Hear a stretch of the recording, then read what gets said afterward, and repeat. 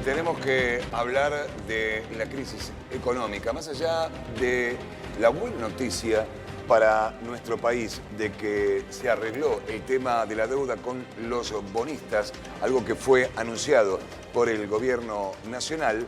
El problema no está ajeno a lo que es la economía real. Y cuando hablamos de economía real, estamos hablando justamente de lo que está pasando con las familias, porque casi la mitad tiene menos ingresos y el 25% del total está con deudas.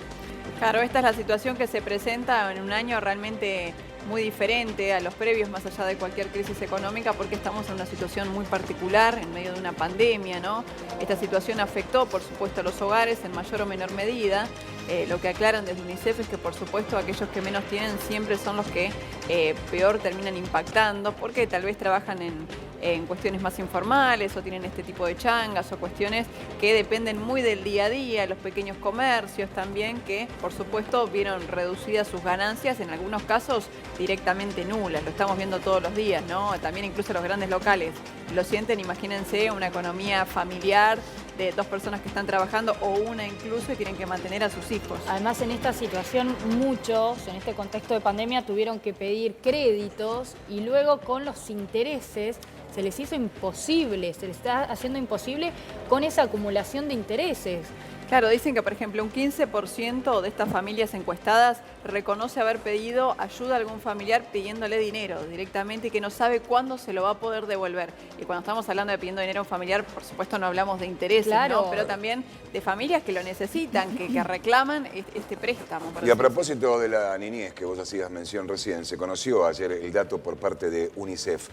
En diciembre del 2019 había 7 millones de chicos pobres en nuestro país y se espera que con esta pandemia, este año, para diciembre del 2020, esa cifra se va a incrementar y estamos hablando de que va a llegar a los 8,5 millones de chicos pobres. 8 millones de chicos que no tienen qué comer o que no tienen los nutrientes necesarios, que tal vez muchas veces la alimentación que tienen es para pasar el día. Mucho carbohidrato. Claro, mucho carbohidrato, cosas que no suman a la alimentación que un chico necesita para desarrollarse. También estábamos hablando, ¿se acuerdan cuando se hablaba de terminar o no las clases? Cuando recién comenzaba el tema de la pandemia, que muchos decían, bueno, hay chicos que si no van a la escuela no comen. Exacto, Sí, es que... Perdón, Mati, los comedores también. Si vos te fijás, principalmente lo que es conurbano o cualquier comedor hoy en día, te aseguran que mínimo el doble aumentó antes de la pandemia ahora de las familias que van a pedir un plato de comida, y muchas veces estos comedores tal vez atendían algunos días en la semana o de lunes a viernes, y ahora también sumaron los fines de semana, porque claro, la gente en verdad, si no es por esos comedores, no come. Es que muchas escuelas cumplen no solo la parte pedagógica a la que están implicadas, sino que también van las familias a comer, porque muchas veces no es solo el chico. Se hacen esfuerzos que son muy pero muy grandes, incluso desde los docentes ya en su vida particular, de seguir involucrados en tratar de ayudarles o de conseguir colaboración. Y cuando hablamos de 8 millones de chicos pobres, estamos hablando de chicos que, al no tener una alimentación correspondiente, no solo que van a tener problemas desde lo físico, sino que la alimentación, la buena alimentación, está ligada estrictamente también a todo lo que tiene que ver con lo mental, a cómo van a poder desarrollarse. desarrollo cognitivo, es decir, a algo que en muchos casos se quiso poner como un supuesto discurso real, que es el de la meritocracia. Y la verdad es que si todos estos chicos están en condiciones absolutamente desfavorables, con lo que tendría que ser algo que todo el mundo tenga, que es una buena alimentación, algo básico, no van a tener las mismas oportunidades, no existen las mismas oportunidades. La representante de UNICEF en Argentina, Luisa Brumana, destacó que deben redoblarse los esfuerzos para que ninguna familia en condiciones de vulnerabilidad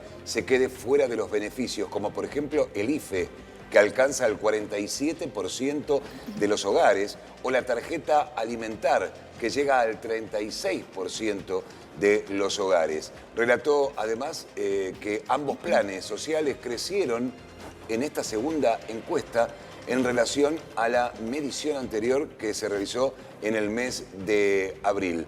Las dos encuestas de UNICEF marcan una situación más crítica en, obviamente, los barrios populares. El coronavirus afecta la vida de los chicos y las chicas de todos los que componen las distintas clases sociales, pero en las familias más pobres el impacto es mucho mayor. Y además solicita que, más allá de que el gobierno por supuesto está ayudando de manera económica para poder sobrepasar esta crisis, no estaría de más que el Estado brinde apoyo psicológico a las familias, a las comunidades, a los chicos que están viviendo situaciones realmente muy complicadas, gente que no puede salir de su casa y muchos tenemos la suerte de tener un ambiente cálido, con agua potable, con por supuesto un montón de facilidades que no todo el mundo tiene y no es lo mismo para esas personas estar encerrados en su casa. Seguro.